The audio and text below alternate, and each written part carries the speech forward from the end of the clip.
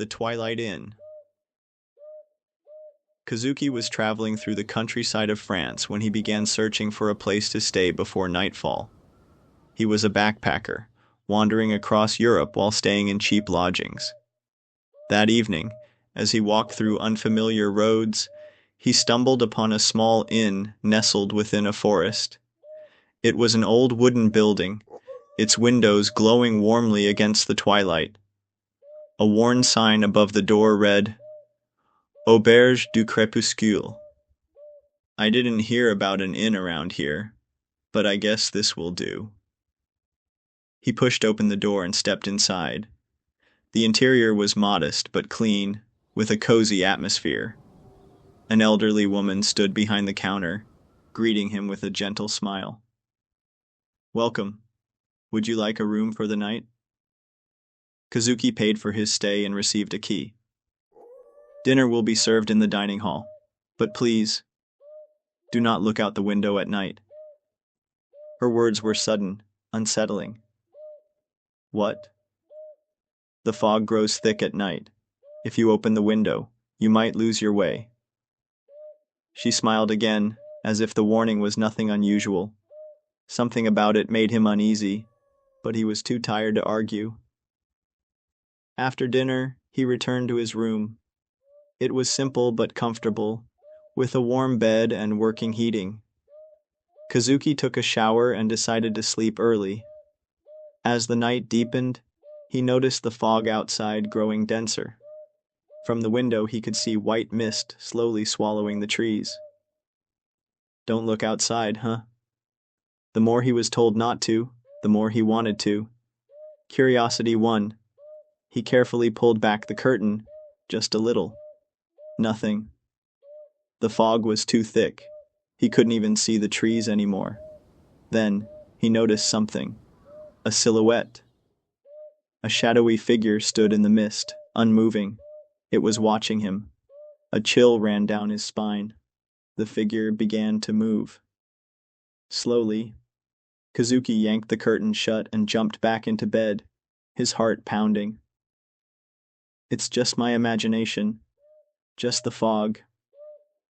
He repeated the words in his head, squeezing his eyes shut. Then, in the middle of the night, knock, knock. A sound woke him. He checked the clock. 2 a.m. Who's there? A staff member? A lost traveler? He held his breath and listened. Knock, knock. It wasn't the door. It was the window. Kazuki pulled the covers over himself, trying not to breathe. Who would be knocking at the window at this hour? Knock, knock. Then, the curtain started to pull back. Not by the wind, by someone's hand. Kazuki's throat tightened. Through the slowly opening curtain, something was peering inside. It was not human. A pale face, hollow black eyes, a mouth stretched too wide, twisted at an unnatural angle. Kazuki instinctively shut his eyes. His heart pounded in his ears. If you look, you will be taken. The innkeeper's words echoed in his mind. Shaking, he hid under the blankets and forced his eyes shut. At some point, the knocking stopped. By morning, the world outside was normal again. The fog had cleared. Birds chirped. Relieved, Kazuki packed his things and went downstairs. The innkeeper was waiting. Did you sleep well?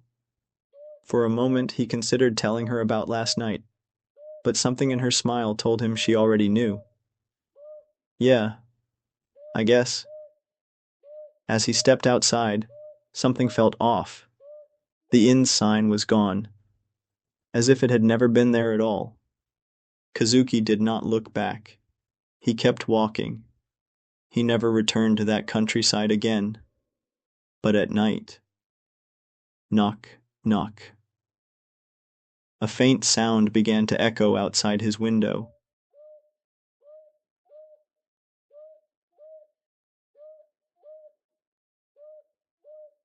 The Vanishing Village. In the remote mountains of Japan, there was a rumor about a village that didn't exist on any map. Those who wandered into it were said to never return. And if they did, they were no longer the same.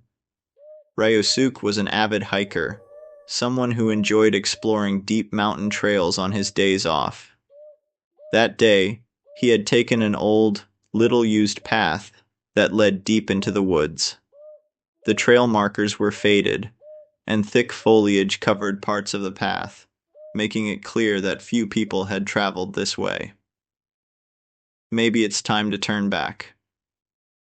Just as the thought crossed his mind, he heard something. A faint bell ringing. Somewhere in the distance, the soft chime of a bell carried through the trees. A temple? Out here? Curious, he stepped off the main path and followed the sound. The trail grew narrower, the trees denser. Then, suddenly, the forest opened up, revealing a village. A village that shouldn't exist. The place was eerily quiet. Wooden houses lined the path, their structures aged but still intact. Laundry hung from clotheslines.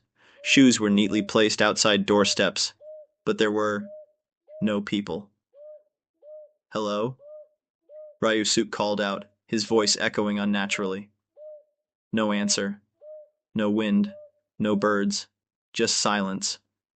At the center of the village stood a large torii gate. Beyond it, a set of crumbling stone steps led up to what appeared to be a small shrine. Maybe someone is there. As he stepped toward it, he felt a presence. Someone was watching him. He turned sharply. At the end of a narrow alley, a figure stood. Tall. Too tall. Its arms were unnaturally long. Its head was tilted slightly, as if observing him. Ryusuke's breath caught in his throat. Had it always been there? He took a step back. The figure took a step forward. Every instinct in him screamed, "Run." He spun around and sprinted toward the shrine. The stone steps were crumbling underfoot as he climbed. His heart pounded. Then something caught his eye. A human hand. It was half buried in the dirt near the shrine, its fingers curled unnaturally. As Ryusuke recoiled, something creaked behind him. All the doors in the village were opening at once. From the houses, shadows began to emerge. He bolted. Running past the shrine, he tore through the forest, branches whipping against his skin. But behind him, something was crawling. A low, dragging sound, rustling, scraping. Something inhuman was following. "I have to get out." Then, the forest suddenly opened. Ryusuke stumbled onto a familiar mountain path. He turned around. The village was gone. Nothing but trees, no sign of any buildings, as if it had never existed. Days later, he told his hiking friends about what he had seen. "There's no village out there," one of them said.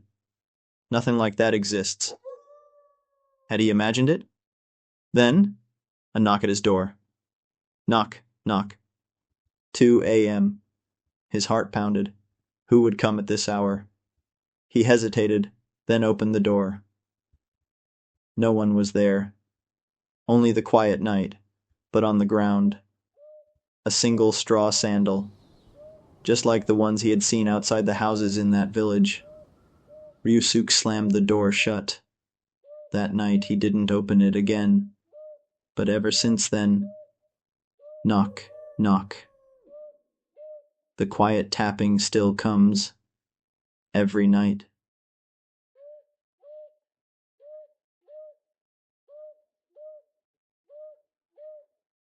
The Dark Well. In a remote village in Italy, there was a legend about a well that must never be looked into. Those who peered inside were said to never return. And if they did, they were no longer themselves. Tatsuya was a traveler who loved exploring the old towns of Europe. That day, he had been driving through quiet countryside roads, avoiding the usual tourist spots. "I didn't expect to find a village here."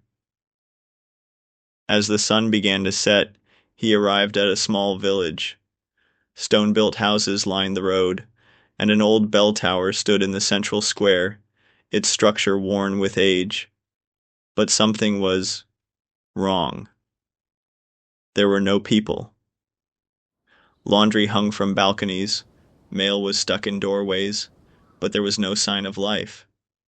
Uneasy, he wandered further into the village, and then he saw it. A weathered stone well stood in a quiet corner of the square.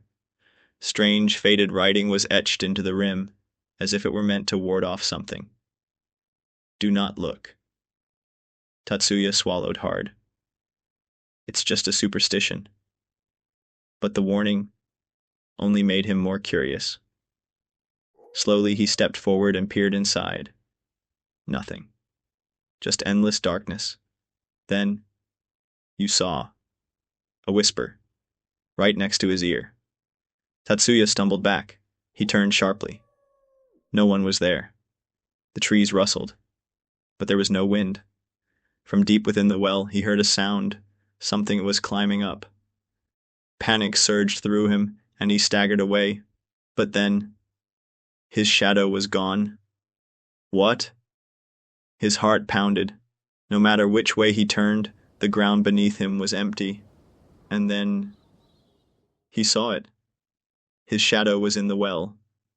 It was looking up at him. It had his shape, but it was smiling. The shadow moved. On its own.